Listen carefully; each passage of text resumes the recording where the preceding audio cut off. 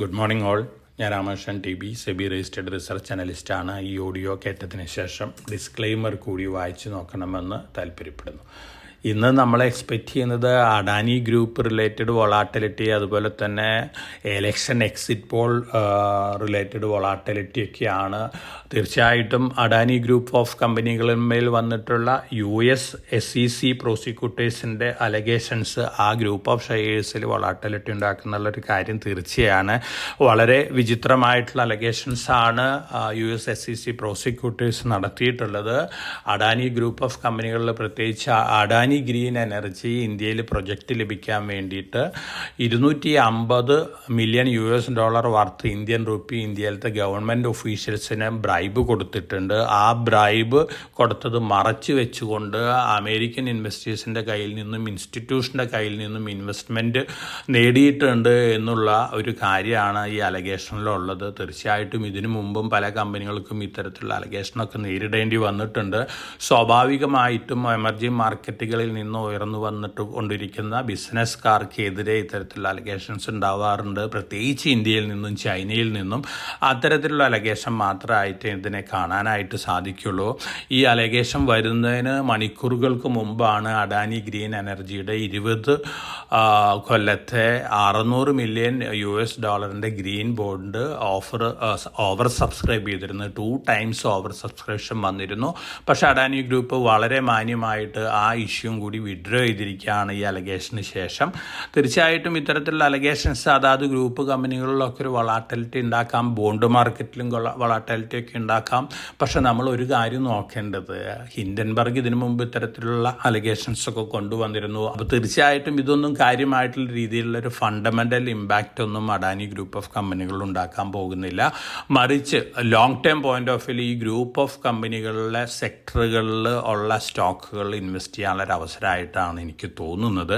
അതോടൊപ്പം തന്നെ ഇത് ഒരു വെഞ്ചൻസ്, അതായത് ഡൊണാൾഡ് ട്രംപ് അധികാരത്തിൽ ഏറിയതിന് ശേഷം അല്ലെങ്കിൽ ജയിച്ചതിന് ശേഷം ഗൗതം അഡാനി $10 ബില്യൺ ഇൻവെസ്റ്റ്മെൻറ്റ് അമേരിക്കയിൽ നടത്തുന്നൊരു സ്റ്റേറ്റ്മെൻ്റ് ഒക്കെ ഇറക്കുകയുണ്ടായി. അതിൻ്റെ ഒരു നെഗറ്റീവ് ഇമ്പാക്റ്റും കൂടിയാണെന്നാണ് പറയുന്നത്. കാരണം ഇപ്പോഴത്തെ കാര്യങ്ങൾ നമ്മൾ വെച്ച് നോക്കുകയാണെങ്കിൽ അത്തരത്തിലുള്ളൊരു ആക്ഷനായിട്ട് കാണാനായിട്ട് സാധിക്കുള്ളൂ. ഉക്രൈൻ്റെ കാര്യത്തിലായാലും അതുപോലെ തന്നെ മറ്റു കാര്യങ്ങളിലായാലും ഇപ്പോഴത്തെ ഗവൺമെൻറ് പോകുന്നതിന് മുമ്പ് പലതരത്തിലുള്ള ആക്ഷൻസും എടുക്കുന്നു എന്നുള്ള റിപ്പോർട്ടുകളാണ് ഇൻ്റർനാഷണൽ മീഡിയ ഒക്കെ റിപ്പോർട്ട് ചെയ്യുന്നത്. അത്തരത്തിലുള്ളൊരു ഇഫക്റ്റ് തന്നെയാണ്, അത്തരത്തിലുള്ളൊരു ആക്ഷൻ തന്നെയാണ് അഡാനി ഗ്രൂപ്പിനെതിരെ വന്നിരിക്കുന്നുള്ളൊരു വിശ്വാസമാണ് ഒട്ടുമിക്കവാറും എല്ലാ ബിസിനസ് ലീഡേഴ്സിനും ഉള്ളത്. അതുകൊണ്ട് ഈ ഇമ്പാക്റ്റിൽ ഈ സ്റ്റോക്കുകൾ താഴെ വരുമ്പോൾ long term point of view ഞാൻ മുമ്പ് സൂചിപ്പിച്ച പോലെ 4 പ്രാവശ്യമായിട്ട് വാങ്ങിയാൽ മതി. ഈ ഗ്രൂപ്പ് ഓഫ് കമ്പനികളിലുള്ള നല്ല കമ്പനികൾ, ഈ സെക്ടറുകളെല്ലാം തന്നെ വളരെ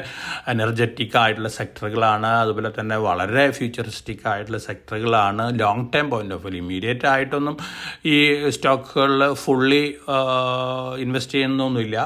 അതോടൊപ്പം തന്നെ അസംബ്ലി ഇലക്ഷൻ്റെ ഇമ്പാക്റ്റിലും ഒരു നെർവസ്നെസ് ഒക്കെ ഈ ഗ്രൂപ്പിനുണ്ടായിരുന്നു. മഹാരാഷ്ട്രയിൽ ഇപ്പോൾ ഭരിക്കുന്ന NDA ഗ്രൂപ്പ് അധികാരത്തിൽ നിന്ന് മാറുകയാണെങ്കിൽ മഹാരാഷ്ട്രയിലെ കിട്ടിയിട്ടുള്ള പ്രൊജക്റ്റുകളൊക്കെ അഡാനി പ്രൊജക്റ്റുകളൊക്കെ ക്യാൻസൽ ചെയ്യുന്ന റിപ്പോർട്ടുകളൊക്കെ ഉണ്ടായിരുന്നു. പക്ഷേ ഇപ്പോഴത്തെ എക്സിറ്റ് പോളുകൾ സൂചിപ്പിക്കുന്ന അത്തരത്തിലുള്ളൊരു ഇമ്പാക്റ്റ് ഒന്നും ഉണ്ടാവാൻ സാധ്യമില്ല എന്നാണ്.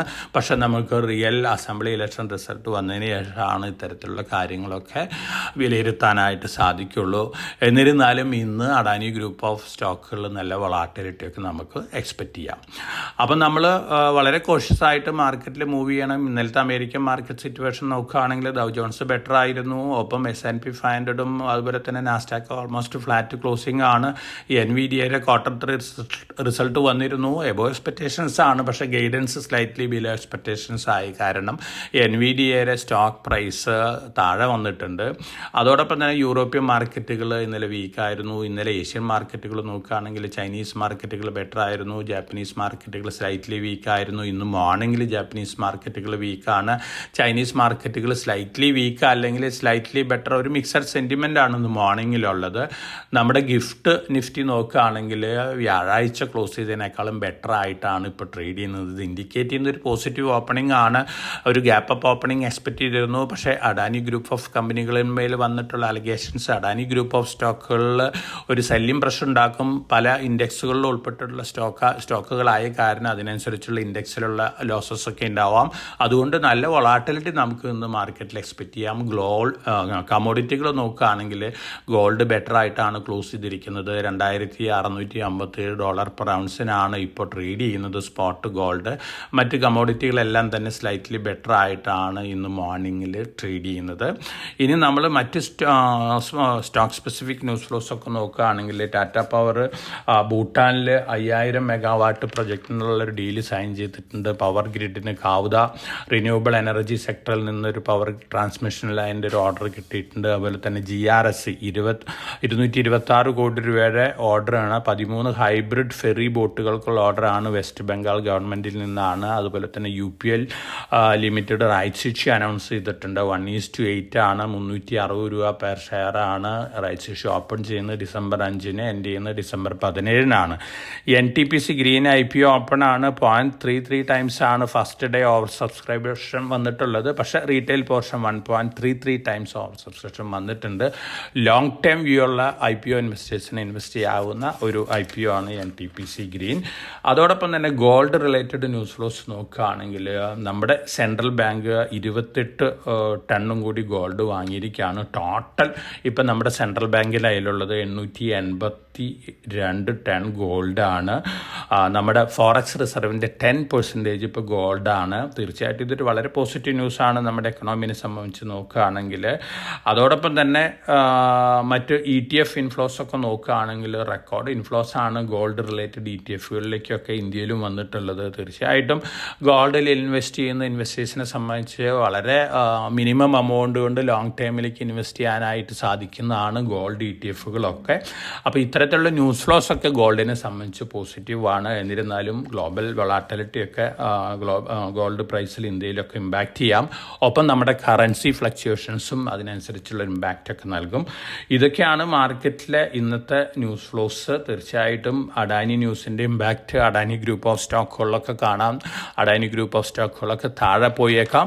പക്ഷേ ലോങ് ടൈം പോയിന്റ് ഓഫ് വ്യൂവിൽ ഇൻവെസ്റ്റ് ചെയ്യാനായിട്ട് താല്പര്യമുള്ള ഇൻവെസ്റ്റേഴ്സിനൊക്കെ ഇതൊരു ഓപ്പർച്യൂണിറ്റി ആയിട്ടാണ് എനിക്ക് കാണുന്നത്. 4 ഘട്ടമായിട്ട് അഡാനി ഗ്രൂപ്പ് ഓഫ് കമ്പനികളിലെ ഫണ്ടമെൻ്റലി സ്ട്രോങ് ആയിട്ടുള്ള സ്റ്റോക്കുകൾ ലോങ് ടൈം പോയിന്റ് ഓഫ് വ്യൂവിൽ ഇൻവെസ്റ്റ് ചെയ്യാനായിട്ട് സാധിക്കുന്ന ഒരു അവസ്ഥയിലേക്കാണ് ഇപ്പോഴത്തെ സിറ്റുവേഷൻ മാറിക്കൊണ്ടിരിക്കുന്നത്. ഒപ്പം തന്നെ നമുക്ക് നല്ല വൊളാറ്റിലിറ്റി മാർക്കറ്റിലുണ്ടാവാം. ഉക്രൈനും റഷ്യയും തമ്മിലുള്ള ഇഷ്യൂ ഒക്കെ വീണ്ടും വഷളാവുന്നുള്ള റിപ്പോർട്ടുകളാണ്. അതുകൊണ്ട് തന്നെ ആ വൊളാറ്റിലിറ്റി എക്സ്പെക്റ്റ് ചെയ്ത് നിൽക്കണം. ഒപ്പം November 23-ന് അസംബ്ലി ഇലക്ഷൻ്റെ റിയൽ അനൗൺസ്മെൻറ്റ് വരികയാണ്, ആരാണ് വിൻ ചെയ്യുന്നുള്ളത്.